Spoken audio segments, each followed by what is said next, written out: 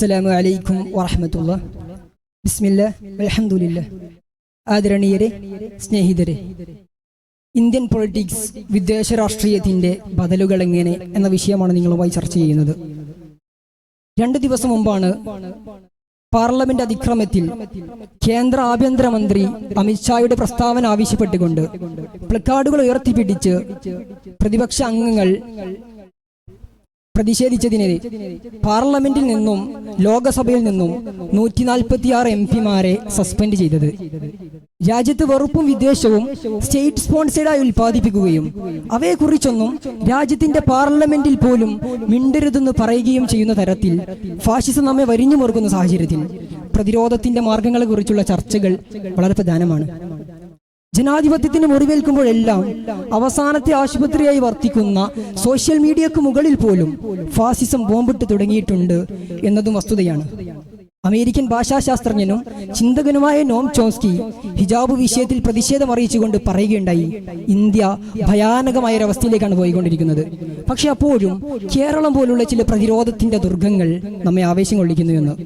മതവിധിയും ചരിത്ര സാങ്കത്യവുമൊന്നും പരിശോധിക്കേണ്ടതില്ലാത്ത ഒരു വ്യക്തി തന്റെ വിശ്വാസത്തിന്റെ പേരിൽ തനിക്ക് ധരിക്കണമെന്ന് ആഗ്രഹിച്ചാൽ അനുവദിച്ചു കൊടുക്കേണ്ടുന്ന കേവലം ഒരു വസ്ത്രധാരണാവകാശത്തെ ഇത്രമേൽ സങ്കീർണമായ ചർച്ചയാക്കുക എന്ന അജണ്ടയാണ് ഹിജാബ് വിഷയത്തിന്റെ പിറകിലുള്ളത് എന്ന് നാം തിരിച്ചറിയണം. അതൊരു ജനാധിപത്യ വിഷയമായി തന്നെ ഉയർത്തിക്കാട്ടുന്നതിൽ പരാജയപ്പെടുമ്പോഴാണ് വൈകാരികമായി ഒന്നുകൂടി കടന്ന് വർഗീയമായ പ്രതികരണം ഉണ്ടാവുന്നത്. അതുതന്നെയാണ് വെറുപ്പിന്റെ ശക്തികൾ ആഗ്രഹിക്കുന്നതും.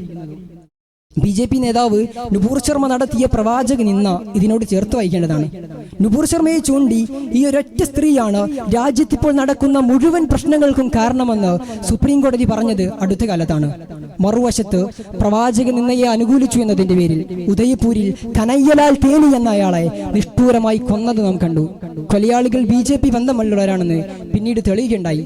ആ കുറ്റം മുസ്ലിങ്ങളുടെ തലയിലേക്ക് ചാർത്താനായിരുന്നു അവരുടെ പ്രധാന ലക്ഷ്യം. മാസങ്ങൾക്ക് മുമ്പാണ് കേന്ദ്ര സർക്കാർ 60ഓളം പദങ്ങളെ അൺപാർലമെന്ററി വേർഡ്സ് അഥവാ അസഭ്യ പദങ്ങൾ എന്ന് മലയാളീകരിക്കാവുന്ന വാക്കുകളുടെ ഗണത്തിൽപ്പെടുത്തിയത്. രക്തച്ചൊരിച്ചിൽ, രക്തദാഹി, അരാജകവാദി, നുണ, ചതിയൻ, ഗുണ്ടകൾ, ലൈംഗിക പീഡനം, സ്വേച്ഛാധിപതി തുടങ്ങിയ പദങ്ങളൊക്കെ ഇങ്ങനെ നിരോധിക്കപ്പെട്ടവയിൽ ചിലതാണ്. ഭരണകൂടത്തിന്റെ തെറ്റായ നയങ്ങൾക്കെതിരെ പ്രതിപക്ഷത്തിരിക്കുന്നവർക്ക് പോലും പ്രതിഷേധിക്കാനുള്ള അല്ലെങ്കിൽ പ്രതികരിക്കാനുള്ള അവകാശത്തെ ഹനിക്കുകയാണ് ഇവിടെ കേന്ദ്ര സർക്കാർ. ഈ വിദ്വേഷ രാഷ്ട്രീയത്തെ ശക്തമായ പ്രതിഷേധത്തിലൂടെ വേരോടെ പിഴുതെറിയാൻ നമുക്ക് സാധിക്കണം. അതിന് വെപ്പൺ പവർ അല്ല വേണ്ടത്, മറിച്ച് സംഘപരിവാറിന്റെ ഒളിയജണ്ടകൾ തിരുത്താൻ ഒരുപാട് ബദലുകൾ നമുക്ക് മുന്നിലുണ്ട്.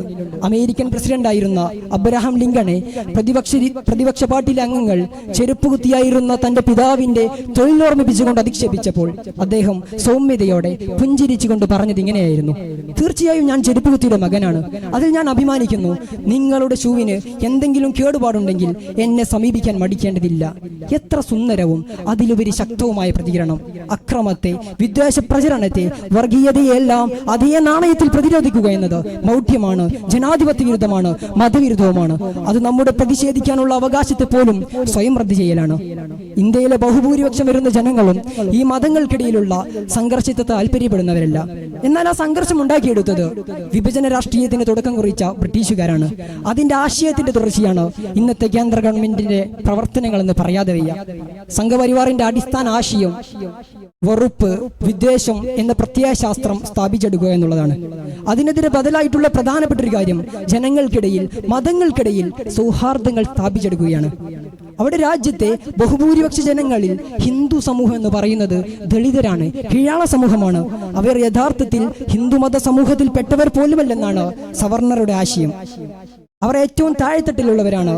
ഇവിടുത്തെ വരേണ്യ വർഗ വിഭാഗക്കാരുടെ അവരുടെ സുഖസൗകര്യങ്ങൾക്ക് വേണ്ടി ജീവിതം മാറ്റിവെക്കേണ്ടവരാണ് എന്നാണ് സവർണ ദർശനം. മനശ്രുതി അടക്കമുള്ള ഹൈന്ദവ ഗ്രന്ഥങ്ങൾ ഇത് റിപ്പോർട്ട് ചെയ്യുന്നുണ്ട്. തീവ്രവാദപരമായ ആശയങ്ങളെ വിശുദ്ധമായി എതിർത്തുകൊണ്ട് പ്രതിപക്ഷം മുന്നോട്ട് വരേണ്ടതുണ്ട്. അതിന് കോൺഗ്രസും ഇടതുപക്ഷവും ശക്തിയാർജിക്കേണ്ടതുണ്ട്. സർവ്വ മനുഷ്യരെയും ഉൾക്കൊള്ളുന്ന, പ്രത്യേകിച്ച് ഇവിടുത്തെ കീഴാള സമൂഹത്തെ ഉൾക്കൊള്ളുന്ന ഒരു ശക്തിയായി പ്രതിപക്ഷം മാറിയാൽ മാത്രമേ ഈ വെറുപ്പിന്റെ രാഷ്ട്രീയത്തെ തോൽപ്പിക്കാൻ സാധിക്കുകയുള്ളൂ. ആ പ്രതീക്ഷ പൂർണ്ണമായും അസ്തമിച്ചിട്ടില്ല.